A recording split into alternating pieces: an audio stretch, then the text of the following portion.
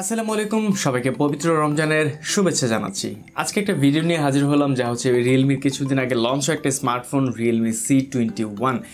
এই স্মার্টফোনটা বলা যায় যেদিন থেকে লঞ্চ হয়েছে সেদিন থেকেই আমার কাছে রয়েছে, বাট কিছুটা ব্যস্ততার জন্য আমরা ভিডিও আপলোড করতে পারিনি। তবে বলা যায় লাস্ট যেহেতু 12 থেকে 13 দিন যাবৎ এর সাথে আমার ইউজিং এক্সপিরিয়েন্স রয়েছে, যার জন্য বলা যায় এর অনেকটা খুঁটিনাটি বলার চেষ্টা করব। এবং আপনারা অনেকেই জানেন এটা হচ্ছে রিয়েলমির কিছুদিন আগে লঞ্চ হওয়া Realme C12-এর একটা রেপ্লিকা বা কপি বলা যায়, যেখানে স্লাইডলি কিছুটা ইমপ্রুভ রয়েছে, যা হচ্ছে এর র্যাম ভেরিয়েন্টে থাকছে হচ্ছে 464 এবং এর যে ব্যাটারি সেকশন সেখানে 6000 থেকে 5000 mAh মানে ডাউনগ্রেড করা হয়েছে। তার সাথে কিছুটা পজিটিভ এবং নেগেটিভ সাইডও রয়েছে C12 থেকে। সো এইটা নিয়ে বিস্তারিত কথা বলবো আজকের ভিডিওতে। সো প্রথমেই বলে নিই, আপনি যদি আমাদের চ্যানেলে সাবস্ক্রাইব করে না থাকেন তো প্লিজ এখন একটু সাবস্ক্রাইব করে বেল আইকনটি প্রেস করে দিবেন। সো অ্যাজ ইউজুয়ালি সাথে রয়েছে আমি Shuvon. So let's begin the show.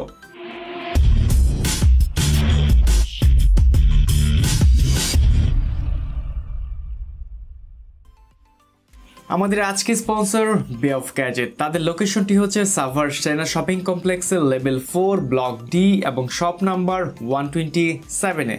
এই স্মার্টফোনটি সহ রিয়েলমি, অপো, ভিভো, শাওমির মতো যে কোনো কোম্পানির অফিসিয়াল এবং আনঅফিসিয়াল স্মার্টফোন পেয়ে যাবেন তাদের কালেকশনে।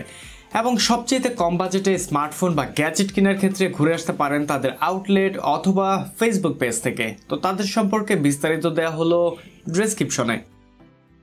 সো প্রথমে যেটা বলেছিলাম যা হচ্ছে এইটা C12-এর একটা রেপ্লিকা বা কপি বলা যায়।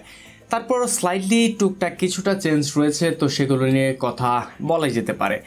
সো প্রথমে হচ্ছে এর লুক এবং বিল্ড কোয়ালিটি যদি দেখেন তাহলে বলবো যে এটা C12-এর একদম সিমিলার ভেরিয়েন্ট। এটি সেম প্লাস্টিক ম্যাটেরিয়াল দ্বারা তৈরি এবং পেছনে অনেকটা ম্যাট ফিনিশের সাথেই থাকছে। তবে পেছনের টেক্সচারটা একটু স্লাইডলি আমার কাছে মনে হয়েছে চেঞ্জ করা হয়েছে।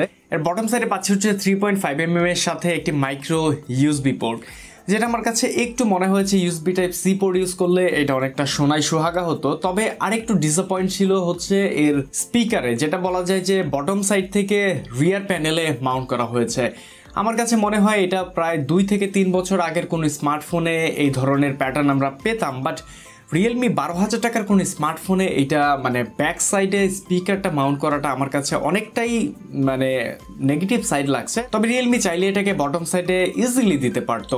অ্যাজ ইউজুয়ালি ফোনটির ব্যাক সাইডে বলা যায় একটা ফিঙ্গারপ্রিন্ট স্ক্যানার মাউন্ট করা হয়েছে, যেটা বলা যায় আমার দেখা অবধি 10 থেকে 12,000 টাকা প্রাইস রেঞ্জের মধ্যে এটা one of the first fingerprint sensor বলা যায়।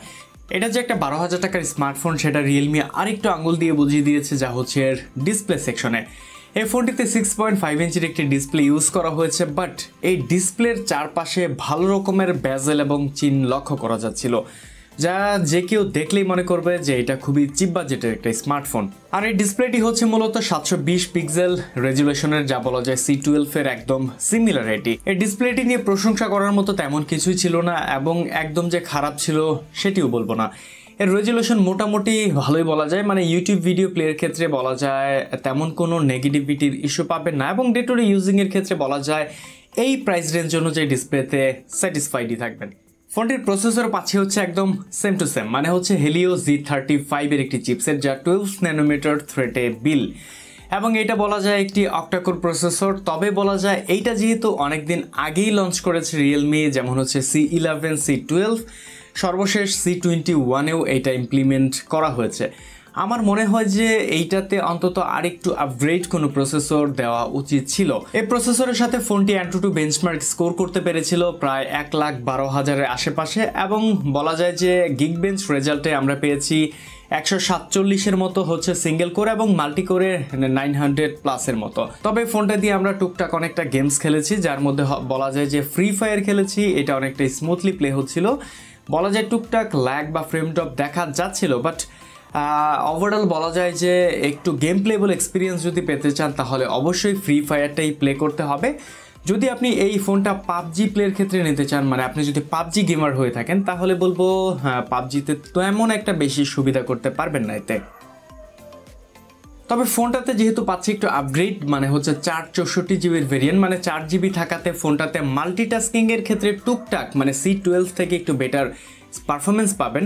আর ফোনটাতে যেহেতু রয়েছে 5000 mAh ব্যাটারি, যার জন্য বলা যায় একমাত্র এই দিকটার জন্য ফোনটা প্রচুর পরিমাণ স্লিম রয়েছে, যা ফোনটা হাতে নিলেও খুবই প্রিমিয়াম একটা ফিল আসে। তো 5000 mAh দেখে যারা একটু মুখ ভেঙচি দিচ্ছেন তাদের জন্য বলতে চাই এর ব্যাটারির ব্যাকআপ অনেকটাই ভালো পেয়েছি। মানে আপনি ডে টু ডে ইউজিং এর ক্ষেত্রে অনায়াসে একদিন চলে যাবে, এবং বলা যায় যে আপনি যদি একটু লাইট ওয়েট ইউজ করেন তাহলে অবভিয়াসলি 1.5 দিনের মতো ব্যাটারি ব্যাকআপ পেয়ে যাবেন এই ফোনটি থেকে। আর সাথে 10 ওয়াটের যেহেতু একটা ফাস্ট চার্জিং থাকছে, তার মানে বলা যায় 2.5 ঘন্টার উপরে সময় লেগে যাবে এই ফোনটা ফুল চার্জ হতে। তো এই ব্যাপারটা একটু মাথায় রাখবেন।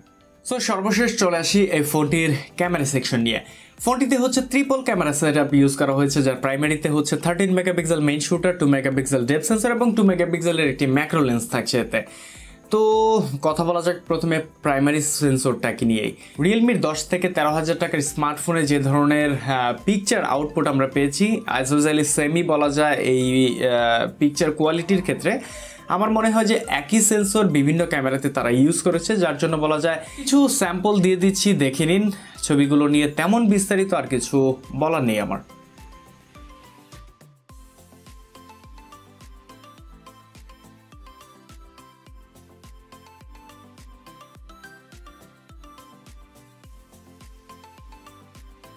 সো এই ছিল আজকের মতো আমাদের C21 নিয়ে একটি কমপ্লিট মতামত। তো আমার মনে হয় যে আমার মনে যা ছিল সেগুলোই বলেছি, স্ক্রিপ্টেড কোনো কথা নয় এগুলো।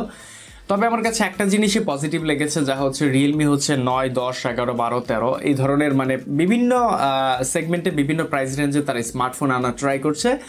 আমার মনে হয় এই জিনিসটা অবভিয়াসলি করা ভালো, যেমন হচ্ছে যার চয়েস বা যার বাজেট রেঞ্জ যেরকম সেই অনুযায়ী তার স্মার্টফোন চুজ করতে পারবে। তবে আমার কাছে মনে হচ্ছে রিয়েলমি C12 থেকে C21 1000 টাকা ব্যবধান, তবে ডিফারেন্ট খুব বেশি যে তা বলবো না, আবার একদম যে খারাপ C12 থেকে সেটাও বলবো না। তো যাদের বাজেট 12,000 টাকার আশেপাশে চাইলে এটা ট্রাই করতে পারেন, এবং হচ্ছে আপনার বাজেট যদি সামান্য কিছু বাড়াতে পারেন তাহলে রিয়েলমি সহ অন্যান্য কোম্পানির প্রচুর পরিমাণ অপশন রয়েছে, সেগুলো ট্রাই করতে পারেন।